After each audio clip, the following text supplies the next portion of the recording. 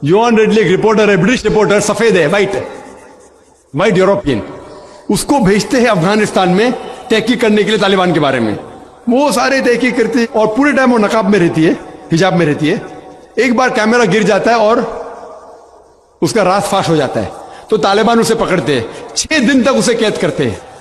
और जिस तरीके से तालिबान ने उसके साथ बर्ताव किया वो उस लेक्चर में कहती है कि लोग जब उन्हें पकड़ते हैं तो बोलते कौन इसके साथ है, तो आदमी को लेके आते हैं, फिर उसको लेके जाते हैं और सब लोग घेर लेते हैं। तो वो सोचती है अभी चंद मिनटों में ये जाहिल लोग मेरा कत्ल कर लेंगे।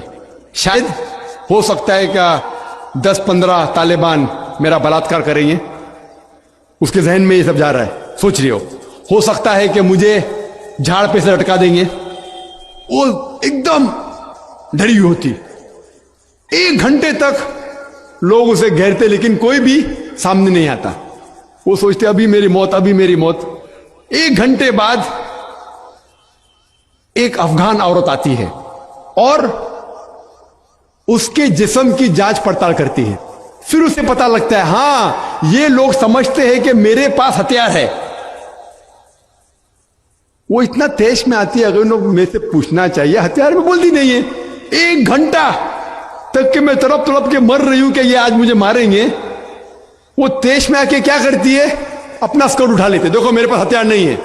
जैसा स्कर्ट उठाती है तालिबान 180 डिग्री उस तरफ देखते और भाग जाते। तो वो कहती है अपने तकरीर में तालिबान को मारने के लिए बम गिराने की जरूरत नहीं। वो कहती है अगर औरतों के कपड़े छोड़ेंगे तो तालिबान मर जाएंगे शर्म के मारे। और वो तकरीर करती है कि इस इज्जत से मेरी हिफाजत की 6 दिन तक के वो तालिबान लोग ने। और जब उसे पूछा जाता है सवाल जवाब के नशिस्त में, क्या आपको लगता है कि अल कायदा ने WTC को गिराया, तो वो योहान रेडली कहती है मेरे हिसाब से अल कायदा मौजूद ही नहीं है। ये उसका कहना है, मेरा कहना नहीं। और जब उसे आजाद किया जाता है 6 दिन के बाद, और जब बाकी रिपोर्टर्स पूछते आपके साथ क्या सलूक किए, तो उन्होंने कहा इतना अच्छा हुस्न सलूक किए कि रिपोर्ट के अंदर ही नहीं आया। और उसने सिर्फ ये वादा दी थी कि मैं इंग्लैंड जाके वापस से कुरान मजीद का तर्जुमा पढ़ूंगी। तो वो जाती है और चंद महीने बाद कुरान का तर्जुमा पढ़ती है और उसके बाद वो इस्लाम कबूल करती है। तो उसके नजरिए से तालिबान एकदम मासूम है, उनके ऊपर जुल्म किया गया था। तो आप मुझे पूछेंगे भाई तालिबान क्या कुरान और हदीस की रोशनी में सही है? तो इसका नजरिया अगर लेंगे, जो गैर मुस्लिम थी योहान रेडली, अभी माशाल्लाह हिजाब भी कर रही है, वो यूरोपियन हिजाब कर रही है माशाल्लाह, तो उसके नजरिए से भाई तालिबान अच्छे लोग हैं। तो इसीलिए नजरिया बदलते जाता है। अमेरिका के हिसाब से तालिबान जालिम लोग हैं। तो मीडिया ऐसी चीज है कि कोई भी हीरो को जीरो बना सकती है। They can make day into night, black into white, day into night, black into white. Hero को जीरो बना सकती है, कोई विलन को भी हीरो बना सकती है।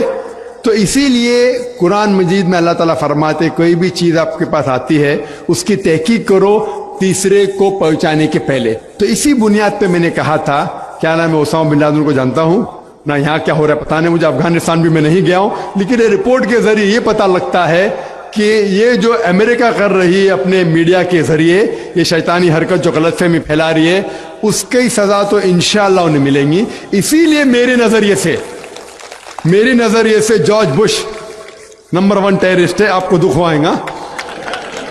जब मैं लंदन में गया था, वहां एक तकरीर की और मैं जवाब दिया, तो एक नौजवान उठ के कहता है कि जॉर्ज बुश को हम दुआ करते हैं कि अल्लाह ताला उसका कत्ल करे।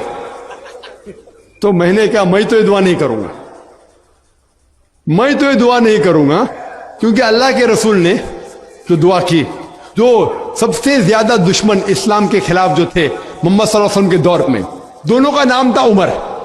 तो अल्लाह के रसूल ने यह दुआ की कि कम से कम एक उमर को हिदायत दे। तो मैं ये दुआ करता हूं कि कम से कम अल्लाह ताला जॉर्ज बुश को हिदायत दे।